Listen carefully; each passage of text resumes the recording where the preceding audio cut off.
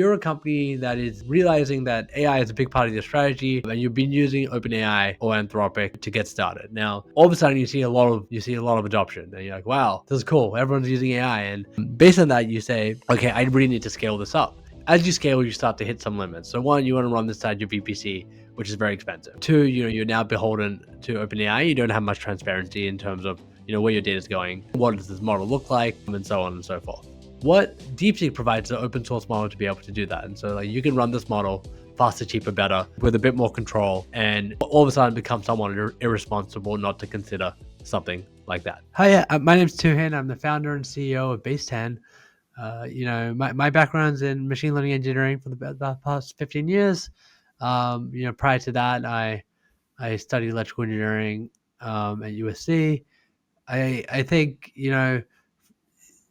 I've been really focused on bringing machine learning products into production, and making sure that models get used in good ways, and that kind of led to the genesis of Baseten. Baseten is a machine learning infrastructure company. We're about 5 years old, based in San Francisco and New York, and we focus on the ability to giving customers the ability to run their models in production performantly, reliably, and securely. And what that really means is that you come with your model or the model you want to use. We kind of give you all the tools to be able to run that as fast as possible, as scalably as possible, and kind of come with all the batteries included, so you don't have to deal with issues. So it's a combination of workflow, it's a combination of compute, and then a bunch of optimizations to allow that you can serve your customers well. Yeah, and when you say AI infrastructure, what exactly is Baseten a cloud? Is it a private cloud or yeah? Yeah, 100%. So I would divide infrastructure up into a couple of different problems. So there's like the training problem and the inference problem. They're the two broad categories, and look, there's a bunch of subcategories alongside those. We're wholly focused on infrastructure, on the inference piece, which is running those models. Yep. What do you need to run models? So you kind of need like two or three things, right? So you need the ability to acquire compute, because these models require GPUs, and so we allow you to either come to us and we will provide compute, or you can run it on your own compute. And that brings up to the second piece, which is we give you a lot of software to manage the running of those models on that compute. So you have kind of like compute on one side, APIs that run models on the other side. The thing that maps those two things, that's what Baseten is. And then when you move to production, and when you work to move to real workflows, you have all these needs. So think about when you run a web service. You obviously have, where does the web service run? You have your servers, then you have all the observability and CI/CD, and alerting and whatnot that sits on top of that. And Baseten provides all that kind of glue as well, if that makes sense. Yeah, and it's a software layer that then orchestrates compute resources from whatever cloud it's connecting to. And when you say the tools to manage and operate your model, what does that mean? What kind of tools? Yeah. So all sorts of things. So like to start with, it's like, hey, how do you manage different versions of this model? So we give you version management. Then there's like the CI/CD part, which is like, hey, how do you roll out models?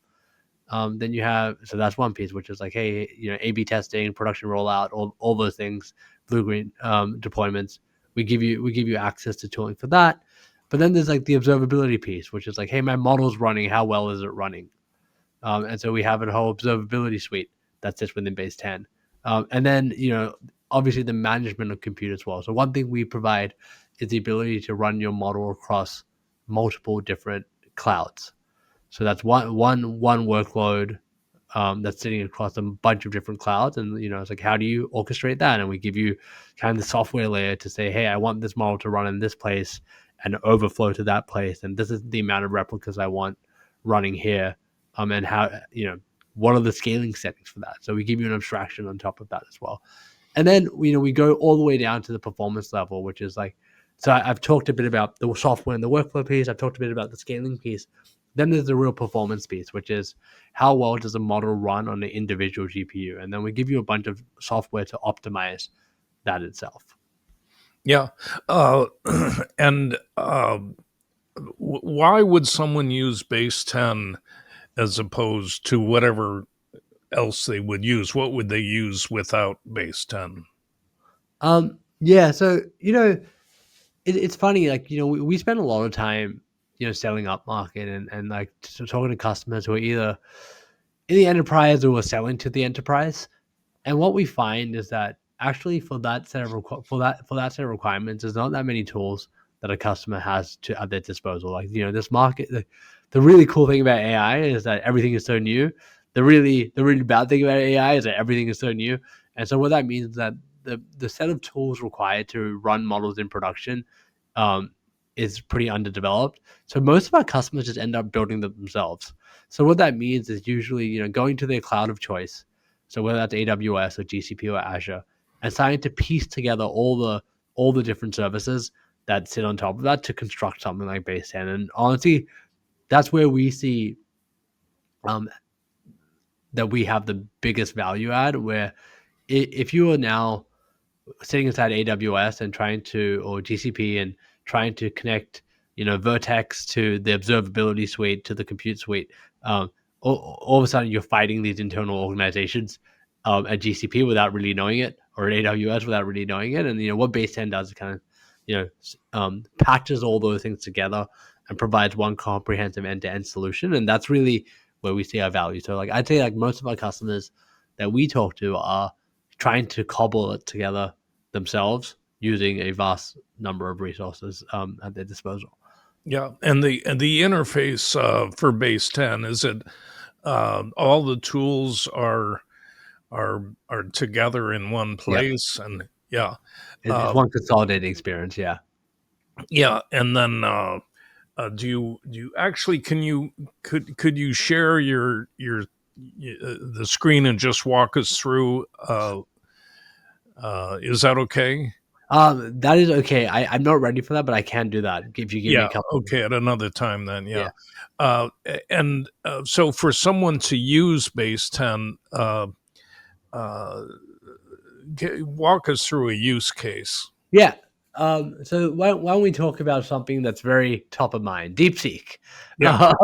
Okay, so DeepSeek is an open source model that was released. Yeah. Well, DeepSeek is an organization that released a bunch of open source models. Um, you know, at the end of December and a couple weeks ago, respectively. A base model called V3 and a reasoning model called R1.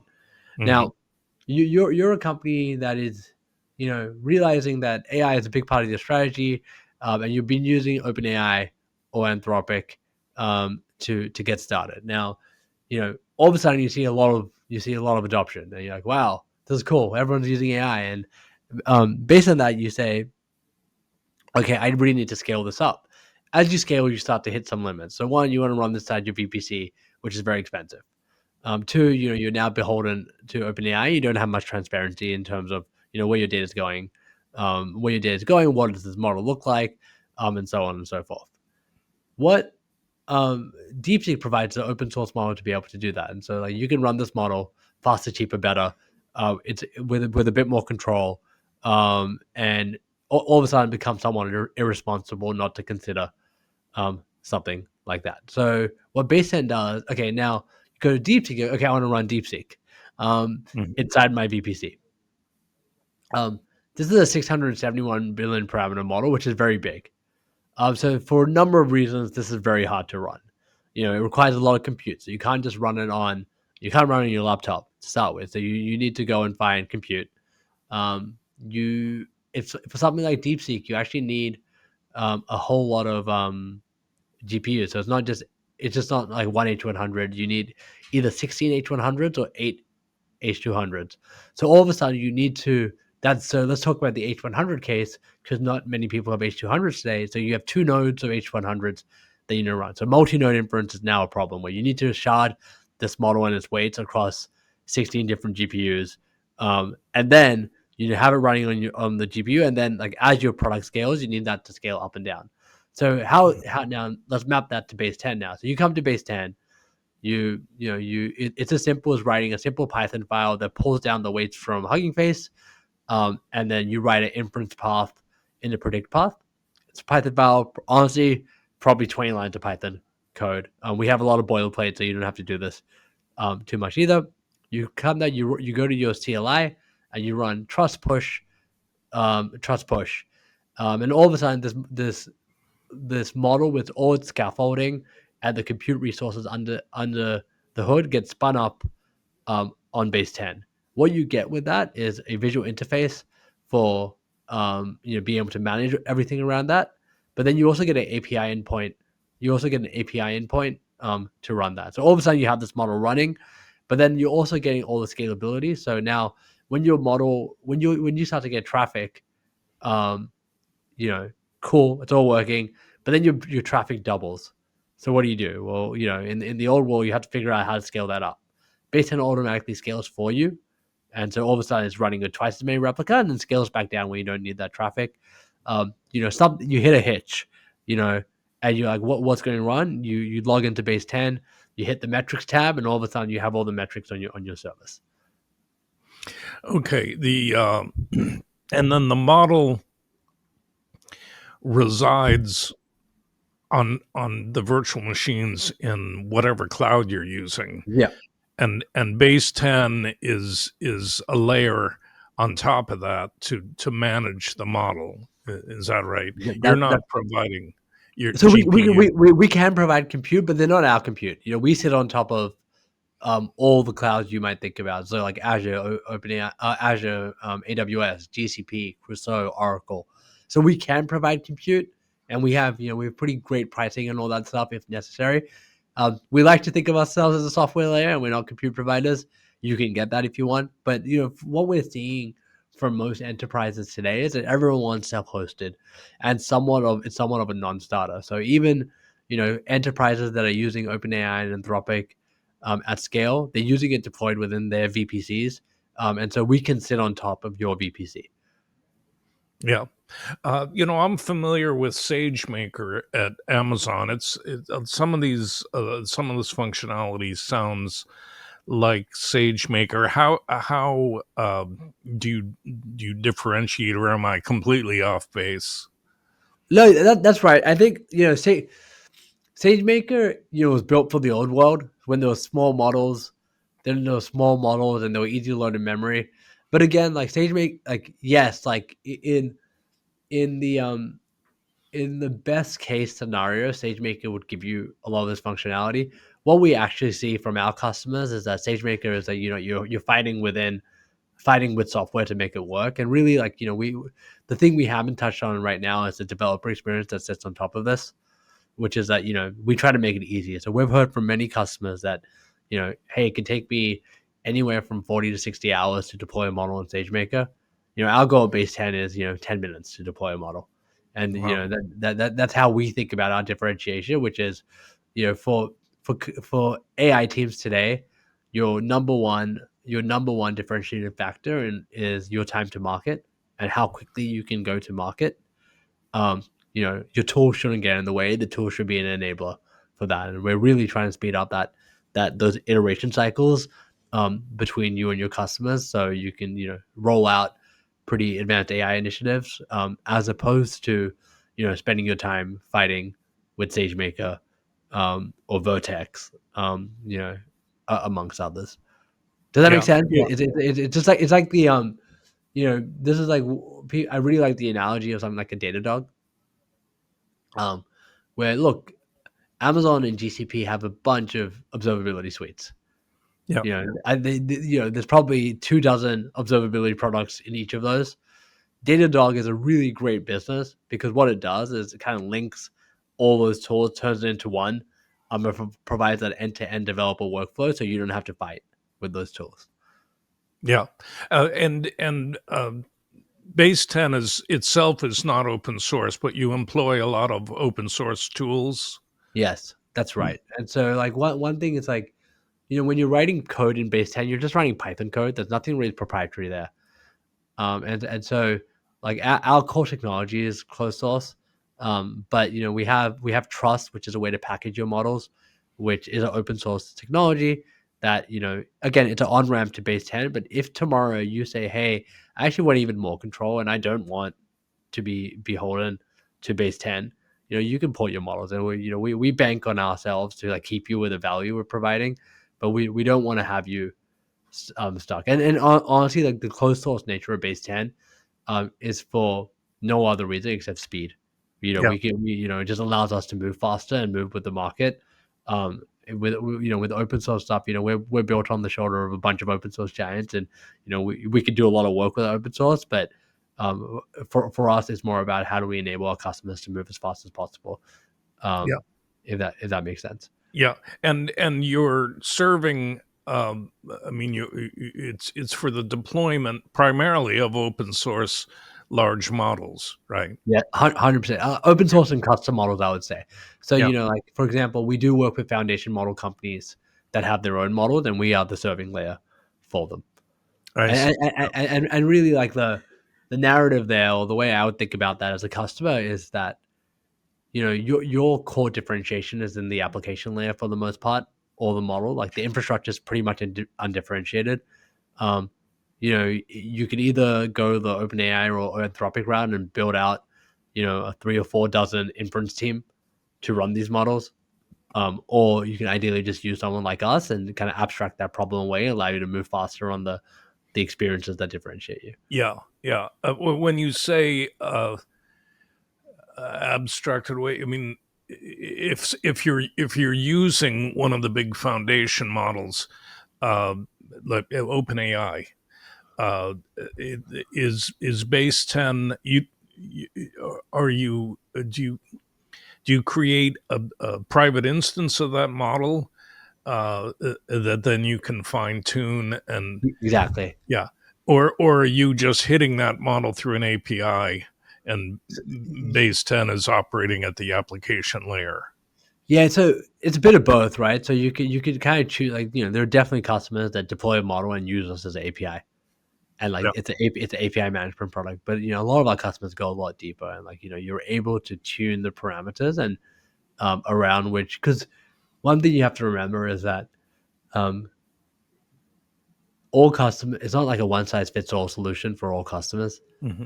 if that makes sense. Like, sure, the core serving technology um, is not going to be that differentiated between our customers, but what will be differentiated is how they configure that serving technology, if that makes sense. And so, like, people have different traffic patterns, so they need different scaling stuff. They have different quantization methods, so they care about like the different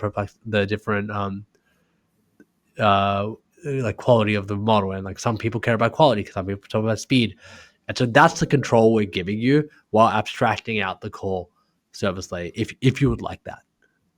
Yeah. The you're also more cost efficient, aren't you, uh,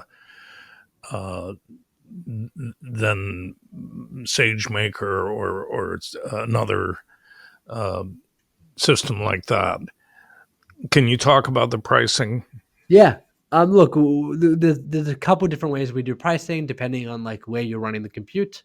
Um, what we find is that when you're running on base 10, because we have this elastic compute model, where what our goal is to go and negotiate compute on behalf of our large customer base, and then amortize that over our customers. It's almost like a collective. We're the union of unions of startups, in a way. But what that allows us to do is, like, it allows you to let's take a customer. Typical web traffic patterns kind of like this, right? Where it's like, in the day you get a lot of stuff, at night it's pretty quiet. Um, the default right now, if you run your own compute with a SageMaker, is to just have it on all the time. And what that means is that you're the gaps in traffic you're paying for. Base 10 actually allows you to scale with your traffic, so you end up actually just saving a lot of money with that auto scaling behavior. But then we do a lot of performance tuning as well. So we can we employ stuff like distillation and speculative decoding to be able to run your models faster, which again results in more better compute utilization and cost efficiency. And then in terms of actually how we think about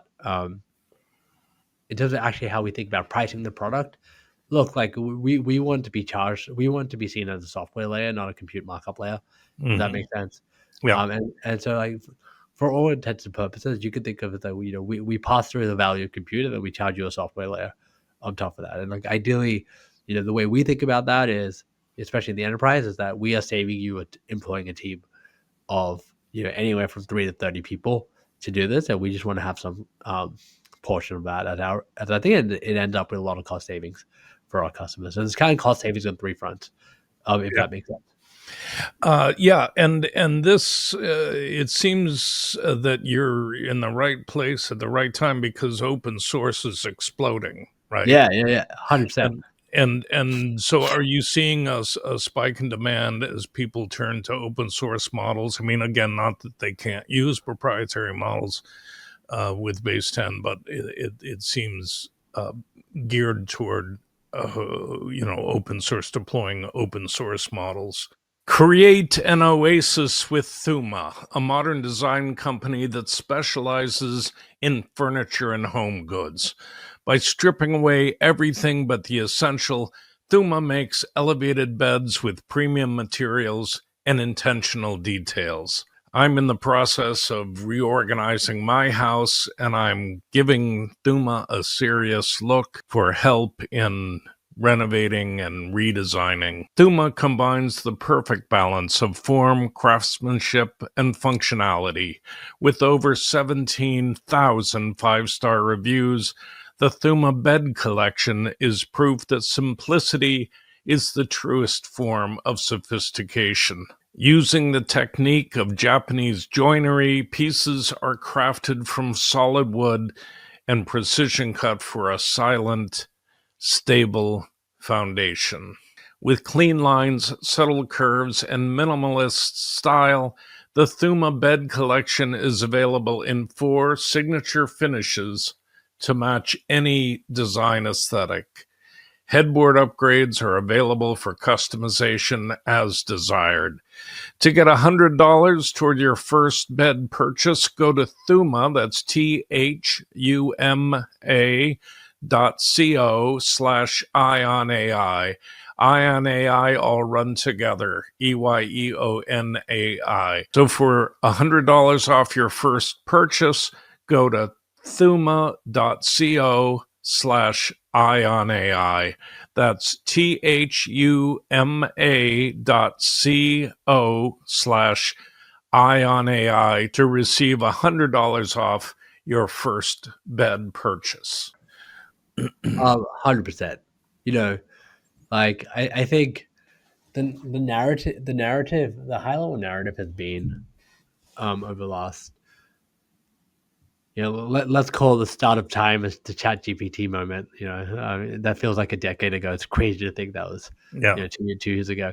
But the narrative has been over the last 2 years that there's been 2 prevailing narratives. One has been, look, closed source is the future. Anything behind that's not a frontier model doesn't matter.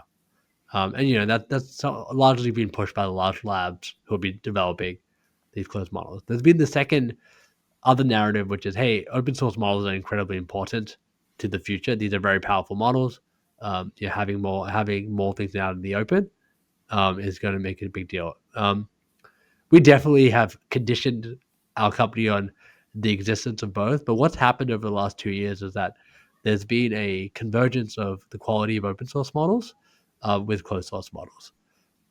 And what that means is that as a enterprise, you now have a lot more options in deploying these models, and what models to use.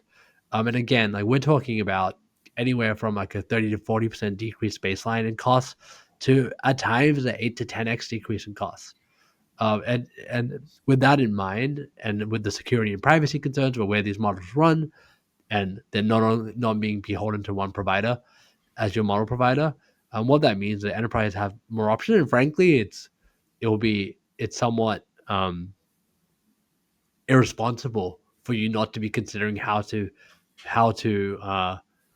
factor open source models into your strategy. And so, look, the business has grown um, remarkably. I'd say like 18 from if I looked at 18 months ago to now, we're talking about a 200x increase in revenue and usage over that time period.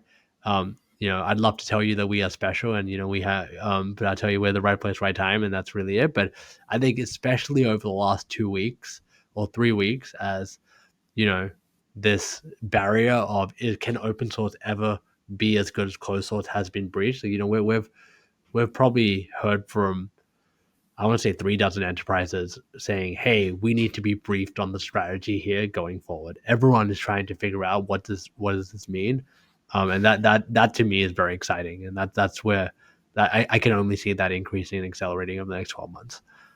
Yeah, and you're focused on inference. Um, uh, do you offer other chips than NVIDIA? Yeah, Uh, because I've had uh, Rodrigo Liang of Sambanova on and Andrew Feldman of Cerebrus, and I haven't had the Grok yeah, Q. I haven't had him on yet, but these guys are blindingly faster than GPUs yeah. for inference. So yeah, Yeah, it's a really fascinating question. It's amazing. It's a really fascinating market. So look, firstly, we are agnostic. We're cloud agnostic. We're chip agnostic.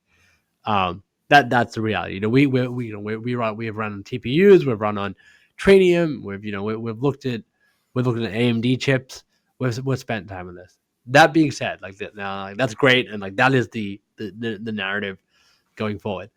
Um, any work we have done on anything except NVIDIA chips has been somewhat painful, and we just don't see. CUDA is old technology that has be I was when I was downloading video game drivers 20 years ago, sitting in my bedroom, my childhood bedroom, I was using CUDA drivers to get FIFA running, and so this is old technology that is a lot easier to work with now.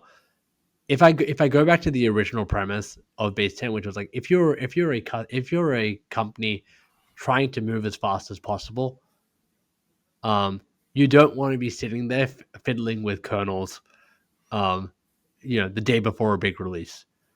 And Nvidia just provides that, and like they're from what we have seen, they're hands down better than those other chips, or faster and easier to use than those other chips I mentioned. In terms of the kind of the new chip companies, it's so exciting. We're very excited about those and seeing where they go. I still would say, there's I don't know if any of them have proved or shown the unit economics to show that is actually that is actually sustainable at any major scale.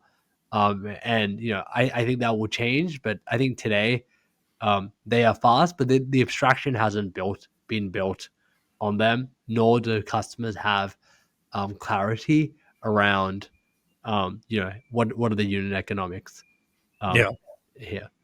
yeah. Okay, so how does somebody use Base 10? Yeah. Um, and so it's pretty straightforward. You sign up. You can either sign up and go through our self-serve flow, or the get in touch button. We'd love to help.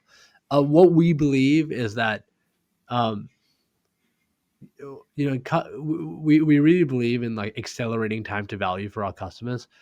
And so like we almost take a boutique like approach to working with customers. So when we work with enterprises, we'll actually give you a team that will help you get up and running really, really fast. And so what that means is that we'll talk about the use case, you identify the model, we'll work with you to optimize the model for your use case, and we'll deploy it within Base 10. And so there's kind of two separate approaches to using Base 10. There's the more self-serve option, and there's the more high-touch option. And we're happy to support folks, whatever journey you want to go down. But there's the Trust is a really great entry point that I talked about earlier. It's an open source packaging library that you can use. But you can also just sign up and get started. There's a model library that you can deploy, dozens of pre-existing models, and it creates an API for you, and you're almost ready to go instantly. Yeah. And on the models that you've deployed or you see people deploying, you look at Hugging Face now. There's Yeah, I don't know how many there are, but there's hundreds of thousands, I'd guess. hundreds of thousands, yeah, of open source models. So, what is it pretty concentrated on, like the top three Yeah, or four? And what are those right now? yeah, yeah. I mean, I think like the truth is that just with anything in life, everything just follows a power law. Um, and what I mean by that is that the top 10% models account for 90% of the usage. And for us, there's those models are the family, the Mistral family of models, the Quen, which is from the Alibaba. DeepSeek and all its distillations are a big deal. That's on the language model side. On the image model side, Flux and Stable Diffusion models are very, very popular. And then on the audio side, Whisper is still, or variants of Whisper, which is the speech to text model, is very, very, uh, very, very popular. Yeah, yeah. For your growth, I mean, who's your competition? Is there competition? Uh, Yeah, and how do you see your company growing? yeah. I mean, look, like I'll be honest with you, like I am, somewhat convinced that this is like one of the largest value creation opportunities of our lifetime. These models have to run somewhere. To me, like Baseten could be one of the most important companies in this space. The scope of the opportunity also means that I think other people see us as competition. Our core differentiation from those customers is kind of across the the three pillars that I described, four pillars that I described. So, and I'll go over them again, which is infrastructure. Like I think we have some of the best infrastructure that's been built here that's scalable, runs wherever. Um, you name it, like any cloud, any chip, scales kind of forever. Um, there's a massive differentiation there, and we've built a lot of software there, and interesting things there. Um, the second piece is performance, which is like we think performance is necessary but not sufficient to win. These models have to run fast. We provide you with a suite of tools to run them as fast as possible. The third one is developer experience. We think where we differentiate pretty aggressively with most of our customers in terms of ease of use. And the last piece, which I cannot understand, is our forward deployed engineering team, which is like we want to work with our customers. We enjoy working with our customers, and we don't think of it as like a cost of goods sold. We think of it as like a value creation opportunity, and that is a massive differentiation. So like again, when you go and sign up with one of our customers and when you or competitors and when you go and sign up with us, I think the thing you will hear time and time again is, these people felt like an extension of my team, as opposed to like customer support. Yeah. And when somebody deploys a model using base 10, then you uh, yeah, I mean, you help them deploy, but then are you there for the long haul with them? You said that people can port their models Yeah, elsewhere, but yeah, talk about that. 100%. Like we have like a sub 10-minute response time to any time a customer needs anything. We want to scale with customers forever. One of the big reasons for the self-hosted offering we have is that we believe that it helps align incentives between us and our customers. Like I think if you had to run on Basecamp Cloud and the markup was all on the Basecamp Cloud, I think that'd be pretty. That's pretty. It'd be hard for me to fathom at scale as a buyer, and so Yeah, we want start like our journey. Hopefully, looks like you start on the Basecamp Cloud. We sit across a bunch of other clouds. You don't have to think about it. You hit some substantial scale. We're happy to port it over to your cloud and change the nature of the deal so we can be supported for the long haul. yeah, We are we're pretty proud that in the 5 years of our existence, we basically have never lost customers. Obviously it's not zero, but it's pretty close to zero in terms of customers who have left us. yeah. And it's not only cloud. You can this can work on premise. 100%. Yeah. Yeah. And do you see, is everything primarily on cloud right now, or is there, I mean, as people get their hands on these open source models, and there are certain industries where things have to be on prem, do you see that as a Yeah, trend? Is that, yeah, 100%. I think there's many trends here, which is like, on your cloud, on our cloud, on your VPC, on your FedRAMP VPC, and then in our data centers where we're in, like, for our customers in their data centers. And I think, you know, this is like, I think this is like one of like the most interesting trends and I'm sure Craig, you have thoughts on this, which is like the reverse migration from, you know, yeah, it was kind of like everything on prem to everything in our cloud to, hey, how about your cloud? And I think this is the future of software, the BYOC approach.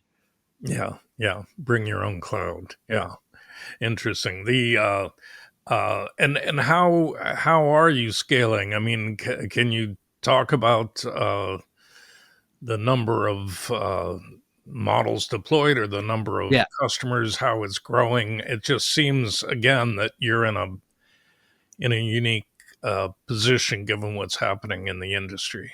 Yeah. I think there'd be other people who'd be very upset at me if I disclose exact numbers, but I can tell you, we have thousands of customers and, Yeah, tens of thousands of models deployed, and the again, like, the growth is astounding to some degree. Like, again, like, we are, this market. I think what's amazing is like we've grown so much over the last 18 months, but what's very clear to me is that over the next 5 to 10 years, um, the like I don't think we've scratched this. We're just scratching the surface right now of what's possible. Most enterprises have not come online yet. I think the opportunity in front of us is a lot more exciting than where we've come from, if that makes sense. yeah, and beyond inference, people are now focused on building agents. Yeah, How does that uh, work with yeah. base 10?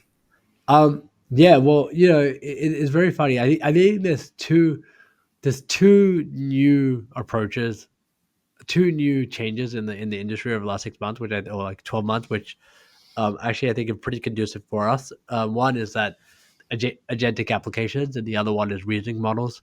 Hmm. Um, and both of those actually just require more inference.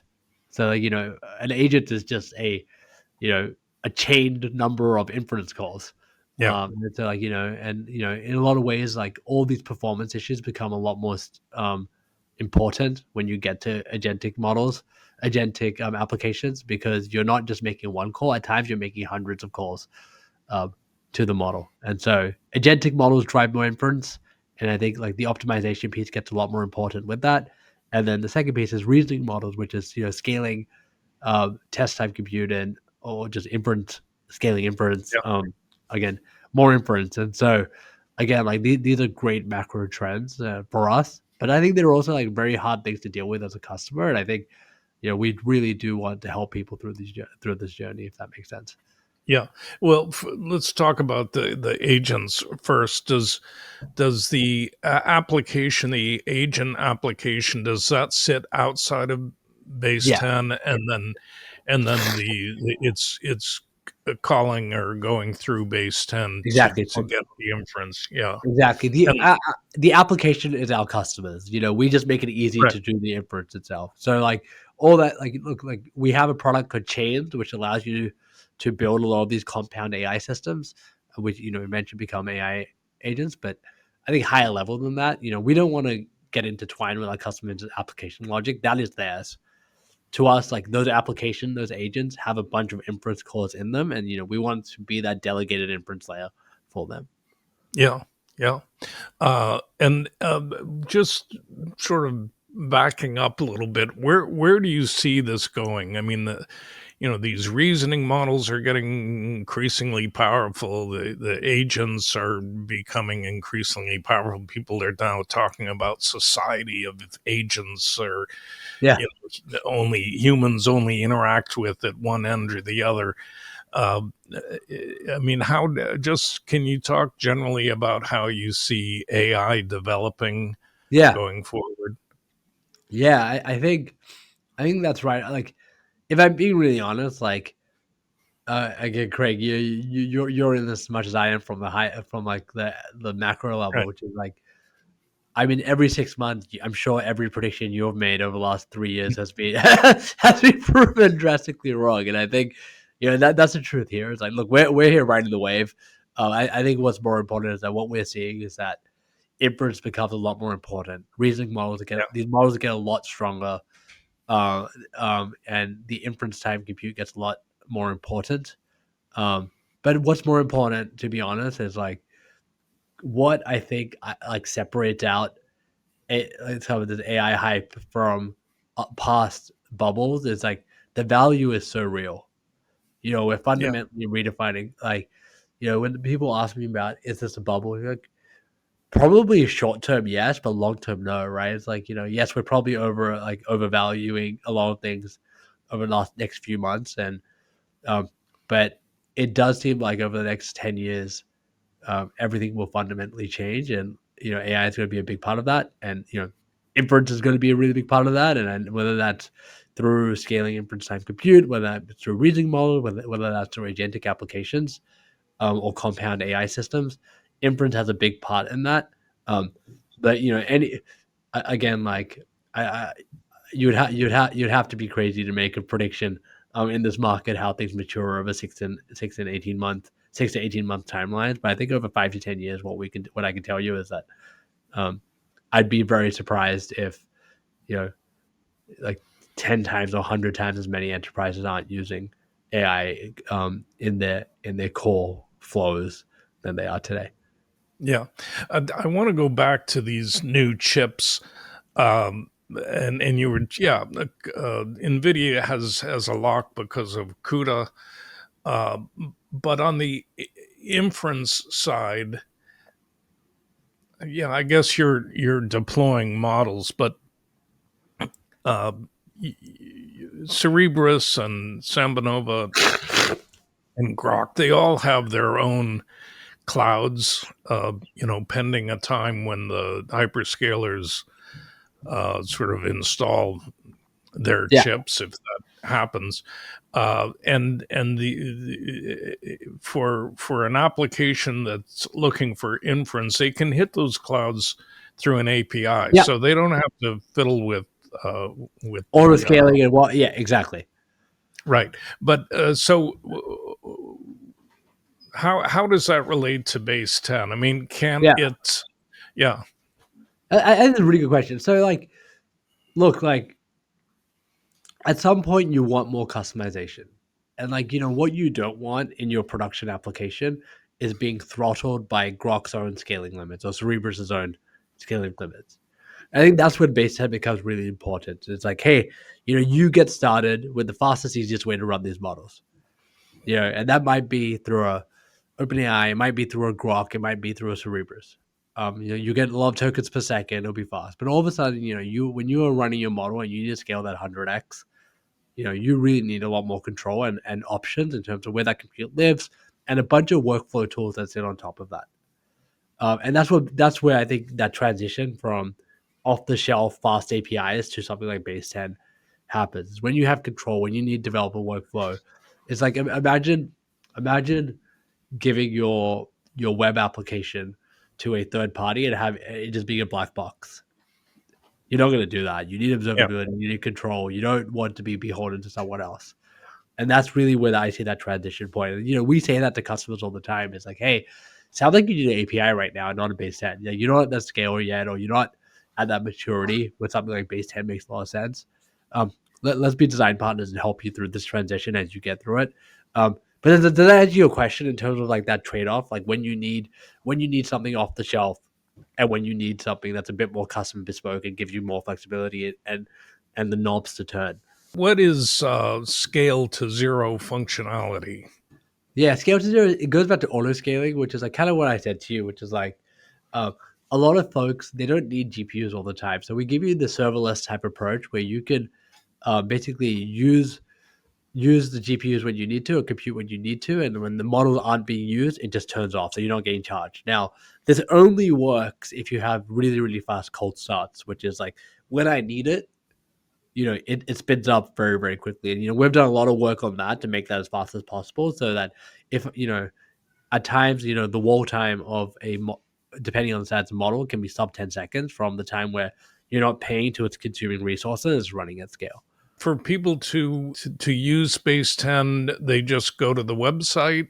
Sign up. You can sign up to talk to us. Honestly, if you send me an email at tuhin@base10.co, I'd love to help. And I am happy to push you towards the right people and get you started.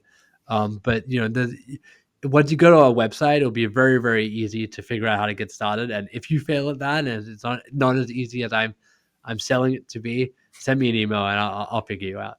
Yeah, and it's base10.com, is that right? Yeah, we have base10.com and base10.co. So yeah. So we acquired the .com later than we wanted. At that Yeah. point, we already Yeah. have the .co. Yeah. Is there something that I haven't covered that you think listeners should know? No, this is very comprehensive. Like, depending on who you are, look, like, open source models are going to be a big part of the future, and we'd love to figure out how to help you use them in your applications. And that's we're happy to help as thought partners, as software providers. And yeah, hit us up. But otherwise, Craig, this was fantastic. It was very comprehensive, and thank you for having me.